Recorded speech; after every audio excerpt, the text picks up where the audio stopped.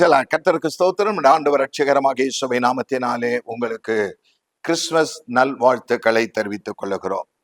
தேவன் மனித வடிவில் உலகத்தில் வந்தார் என்பதை நம்புவதே கிறிஸ்துமஸ். இந்த ஆண்டவராகிய இயேசு இந்த உலகத்திலே பிறந்தார் என்பதை குறித்து லூக்கா சுவிசேஷம் 2ஆம் அதிகாரம் 11ஆம் வசனத்திலே நாம் வாசிக்க கேட்க போகிறோம். இன்று கர்த்தராகிய கிறிஸ்து என்னும் இரட்சகர் உங்களுக்கு தாவீதின் ஊரிலே பிறந்திருக்கிறார். இயேசு கிறிஸ்துவின் பிறப்பை நினைவு கூர்ந்து மகிழ்வதே, சந்தோஷப்படுவதே, ஆனந்தமாய் இருப்பதே, அவர் நம்முடைய வாழ்க்கையில் லைட்டாக பிரகாசிப்பதே இந்த கிறிஸ்துமஸாக காணப்படுகிறது. இந்த ஆண்டவராகிய இயேசு கிறிஸ்து எந்த நாளில் பிறந்தார் என்பது யாரும் அறியாத ஒன்றாக காணப்பட்டது. அதனால் அந்நாட்களில் காணப்பட்டதான விசுவாச கர்த்தருடைய பிள்ளைகள் ஆண்டவராகிய இயேசு கிறிஸ்துவுடைய உயிர்த்தெழுதல் ஞாயிறை அதிகமாக முக்கியப்படுத்தி அவர்கள் பண்டிகையாக ஆராதனை செய்தார்கள். ஆனால் கிறிஸ்துமஸ் என்று சொல்லப்படுகிற இயேசுவின் பிறப்பை குறித்து அவர்கள் முக்கியப்படுத்தாதபடி அதை விட்டுவிட்டார்கள். ஆனால் கிறிஸ்துவுக்கு பின்பதாக 35வது ஆண்டுகளில போப் ஜூலியஸ் என்று சொல்லப்படுகிற அவர் ஆண்டவராகிய இயேசு கிறிஸ்து டிசம்பர் 25ஆம் நாள் பிறந்தார் என்று சொல்லி அவர் சபைகளுக்கும் அவர் அறிவித்தார். அந்த அறிவிப்பை ஏற்றுக்கொண்ட அநேக கிறிஸ்தவர்கள் இந்த டிசம்பர் 25ஆம் தேதி ஆண்டவராகிய இயேசுவின் பிறந்த நாளை கிறிஸ்துமஸாக கொண்டாடினார்கள். ஆனால் ஒரு பெரிய கூட்டம் அதை எதிர்க்கக்கூடியதாய் காணப்பட்டது. ஆனால் எதிர்க்கப்பட்ட அந்த கூட்டங்களுக்கு மத்தியில இந்த கிறிஸ்துமஸ் ஆனது மிகவும் குறுகினவர்களாலே அது கொண்டாடப்பட்ட ஒன்றாக காணப்பட்டது. இதை ரோமானியர்கள் என்ன செய்தார்கள் என்றால், இந்த ஆண்டவராகிய இயேசு கிறிஸ்துடைய பிறப்பை 4ஆம் நூற்றாண்டில டிசம்பர் மாதம் 25ஆம் தேதி கிறிஸ்துமஸை கொண்டாட தொடங்கினார்கள். அதற்கு பின்பு ஐரோப்பிய நாடுகள் முழுவதும் ஆண்டவராகிய இயேசு கிறிஸ்துடைய பிறப்பை கிறிஸ்துமஸாக அவர்கள் கொண்டாட தொடங்கினார்கள். அருமையான கர்த்தருடைய பிள்ளைகளே, இந்த கிறிஸ்துமஸ் அன்றைக்கு எதிர்ப்பும் ஆதரவும் இருந்தது போல இன்றைக்கும் கிறிஸ்துமஸ் எதிர்ப்பும் இருக்கிறது, ஆதரவும் இருக்கிறது. அன்றைக்கு அதிகமான பேர் எதிர்த்தார்கள், குறைவானவர்கள் ஆதரித்தார்கள். இன்றைக்கு குறைவானவர்கள் எதிர்க்கிறார்கள், அதிகமானவர்கள் ஆதரிக்கிறார்கள். அதற்கு காரணம் என்ன என்பதை குறித்து நாம் சிந்திக்க போகிறோம். கிறிஸ்துமஸ் முதன்மையான இடத்தை பெற்றுக் கொள்வதற்கு முக்கியமாய் காணப்பட்ட 4 காரியங்களை நாம் சிந்திக்க போகிறோம். முதலாவதாக, கிறிஸ்துமஸ் என்று சொன்னால் அந்நாட்களில கிறிஸ்துமஸ் தாத்தா நமக்கு நினைவுக்கு வருகிறது. இன்றைக்கு இந்திய தேசத்திலும் கூட பல வியாபார ஸ்தலங்களில கிறிஸ்து பிறப்பை குறித்தவர்கள் அறிவிக்கும்படியாக கிறிஸ்துமஸ் தாத்தாக்களை வைத்திருக்கிறார்கள். இந்த கிறிஸ்துமஸ் தாத்தாவுடைய முக்கியமான நோக்கம் என்னவென்றால், அவர்கள் குழந்தைகளுக்கும் ஏழைகளுக்கும் பரிசை கொடுக்கக்கூடியவராய் காணப்பட்டார். அருமையான கர்த்தருடைய பிள்ளைகளே, நம்முடைய தேவன், நம்முடைய பிதா தம்முடைய ஒரே குமாரனாகிய இயேசு கிறிஸ்துவை நமக்காக தானமாக பரிசாக அவர் கொடுத்தார் என்பதை நினைவு கூறும்படியாக இந்த கிறிஸ்துமஸ் தாத்தா நாம் மற்ற எளிய ஏழைகளுக்கு உதவி செய்ய வேண்டும், ஈகையின் குணம் நம்முடைய வாழ்க்கையில் வர வேண்டும் என்பதற்காக அனுசரிக்கப்பட்டு வருகிறது. இரண்டாவதாக, எல்லா வீடுகளிலும் இன்றைக்கு ஸ்டார் கட்டப்பட்டிருக்கிறது. அந்த இரவு நேரத்தை அந்த வெளிச்சத்தை உண்டாக்கும் போது அது தேவனுடைய பிள்ளைகள வீடு என்பதை நாம் அறிந்து கொள்ள ஆண்டவர் நமக்கு உதவி செய்கிறார். அருமையான கர்த்தருடைய பிள்ளைகளே, இந்த ஆண்டவராகிய இயேசுவுடைய பிறப்பை அறிந்து கொள்ளும்படியாக வானத்திலே ஒரு நட்சத்திரம் தோன்றினது.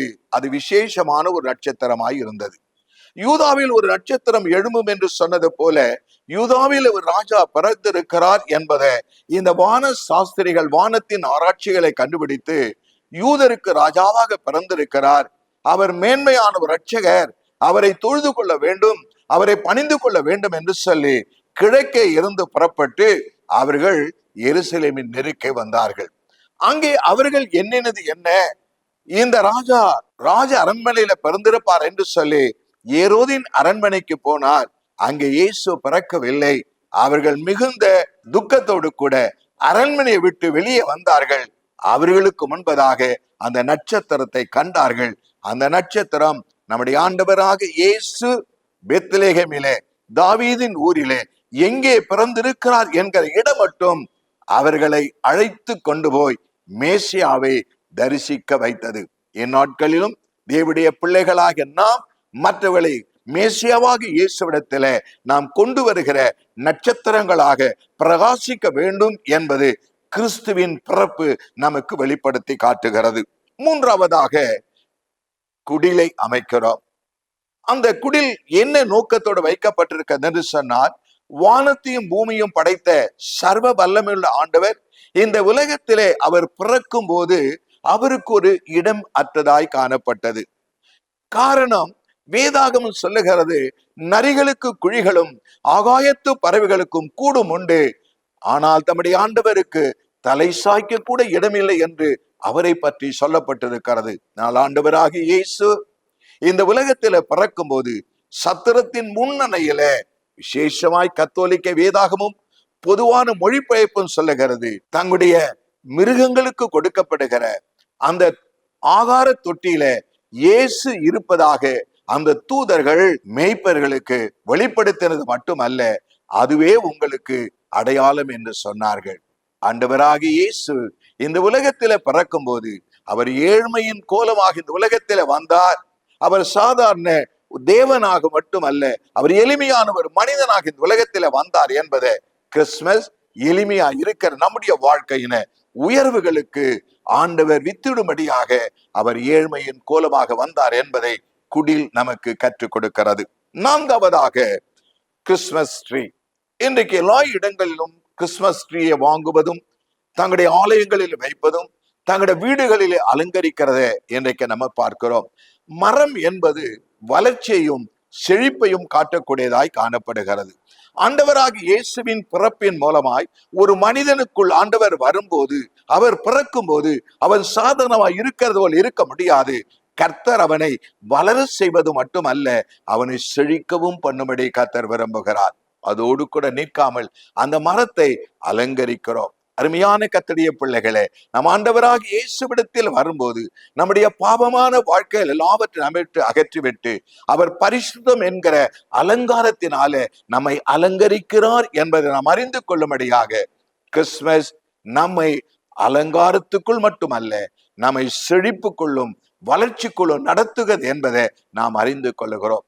இப்படிப்பட்டதான நிகழ்வுகள் இன்றைக்கு உலக மனிதர்களுக்கு மத்தியில அது மிகவும் பிரபல்யமாக காணப்படுகிறது. அதை அதிகமாக நேசிக்கிறார்கள். அதை விரும்பி அதிகமாக அந்த காரியங்களை செய்வதனால்தான் இன்றைக்கு கிறிஸ்துமஸ் முன்னுக்கு வந்துவிட்டது. ஆனால் ஆதி காலங்களில் காணப்பட்டதான ஆண்டவராகிய இயேசு கிறிஸ்து உயிர்த்தெழுந்த நாளின் ஞாயிறு இன்றைக்கு பின்னே கடந்து வந்து விட்டது.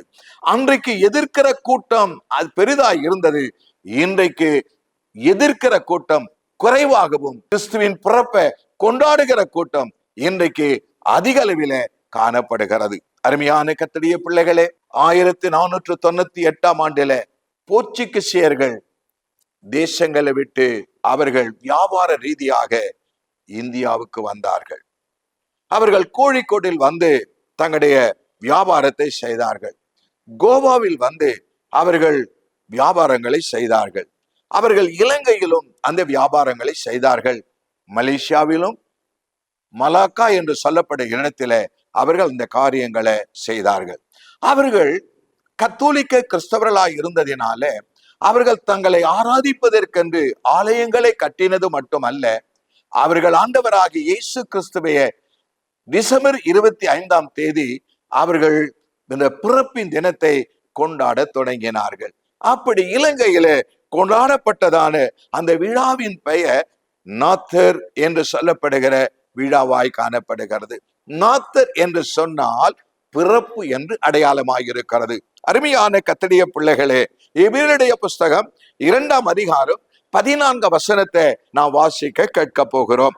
ஆதலால் பிள்ளைகள் மாம்சத்தையும் இரத்தத்தையும் உடையவர்களாயிருக்க அவரும் அவர்களைப் போல மாம்சத்தையும் இரத்தத்தையும் உடையவரானார். தேவாதி தேவன் மனிதனாகி இந்த உலகத்திலே வருவதற்கு நம்மை போல மாம்சத்தையும் இரத்தத்தையும் உடையவராக, நாம் எப்படி தாயின் கற்பத்திலிருந்து பிறந்தோமே அப்படியே அவரும் பிறக்கும்படியாக, மரியாதை கற்பத்திலிருந்து அவர் பிறந்ததினால் அந்த பிறப்பு என்று சொல்லப்படுகிற நாத்தார் விழாவை இன்றைக்கும் இலங்கை பட்டணத்தில் எங்கு போனாலும் கிறிஸ்துமஸ் என்று சொல்லுவதை விட நாத்தர் என்று சொல்லி அந்த விழாவை கொண்டாடுகிறவர்களாய் காணப்படுகிறார்கள். அருமையான கர்த்தருடைய பிள்ளைகளே, போர்ச்சுகீசிய அந்த வார்த்தையின்படி நாத்தர் என்றாலும் கிறிஸ்துமஸ் என்றாலும் இயேசுவின் பிறப்பை நமக்கு வெளிப்படுத்தி காட்டக்கூடியதாய் காணப்படுகிறது. அந்நாட்களிலே துவங்கப்பட்ட அந்த காலங்களிலே மாஸ் என்று சொல்லி அதை அழைத்தார்கள். நாளடைவிலே அது சுருங்கி இப்பொழுது கிறிஸ்துமஸ் என்று அழைக்கப்படுகிறது. கிறிஸ்து என்றால் அபிஷேகம் பண்ணப்பட்டவர். இரண்டாவதாக மாஸ் என்று சொன்னால் தேவனுடைய ஜனங்கள் ஒற்றுமையாக இணைந்து ஓரிடத்திலே கூடி வந்து கர்த்தரை ஆராதிக்கிற அந்த ஆராதனைதான் மாஸ் என்று சொல்லப்படுகிறது.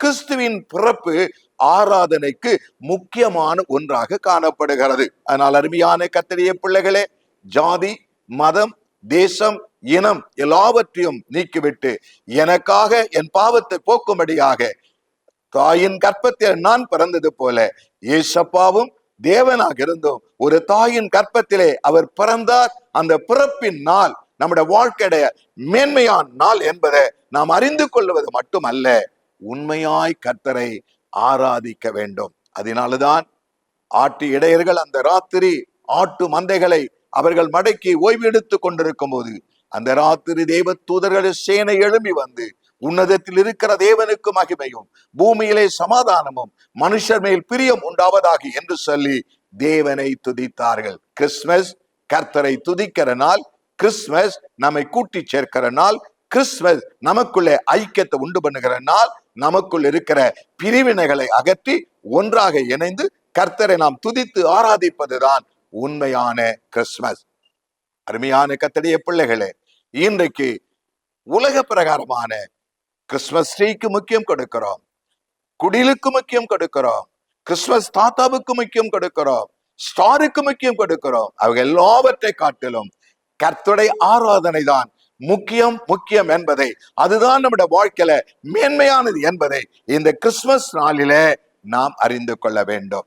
பலகாரங்களும் ஆகாரங்களும் நமக்கு மகிழ்ச்சி உண்டாக்குவதை காட்டிலும் வேதவசனம் சொல்லுகிறது, பரிசுத்த ஆவியினால் உண்டாகிற சந்தோஷமே மகிழ்ச்சி என்று சொல்லப்படுகிறது. அந்த ஆண்டவராகிய இயேசு நம்முடைய உள்ளத்திலும் இல்லத்திலும் பிறக்கும் போது உண்மையான சந்தோஷத்தையும் உண்மையான மகிழ்ச்சியும் உண்மையான ஆசீர்வாதங்களையும் இந்த உலகத்திலே நாம் அனுபவிக்கத்தக்கதாக தேவன் நமக்கு அனுக்கிரகம் செய்கிறவராயிருக்கிறார். இந்த வார்த்தை வசனத்தை கேட்டுக்கொண்டிருக்கிற தேவனுடைய பிள்ளைகளே, நாம் இந்த கிறிஸ்துமஸ் கர்த்தரை ஆராதிப்போம், கர்த்தரை துதிப்போம், கர்த்தருடைய பக்கமாய் திரும்புவோம். உலக பிரகாரமான ஆடம்பரமான காரியங்களை தூக்கி எறிந்துவிட்டு என் ஆண்டவராக இயேசுதான், அவரை ஆராதிப்பதுதான் இந்த கிறிஸ்துமஸ் என்ற ஒரு தரிசனத்தோடு கூட ஒரு வெளிப்பாடோடு கூட நாம் செயல்பட உங்களையும் என்னையும் கர்த்தர் ஆசீர்வதிப்பாராக. அவருடைய வருகைக்கு நம்மை ஆயத்தப்படுத்துவாராக. ஆமென். எங்களது முகவரி: Elshai church, Elshai compound, 2/70 east coast road, Palavakkam, Chennai 41, south India. Phone number 919444229865. Email address elshraicchennai41@gmail.com. Website www.elshraiindia.in.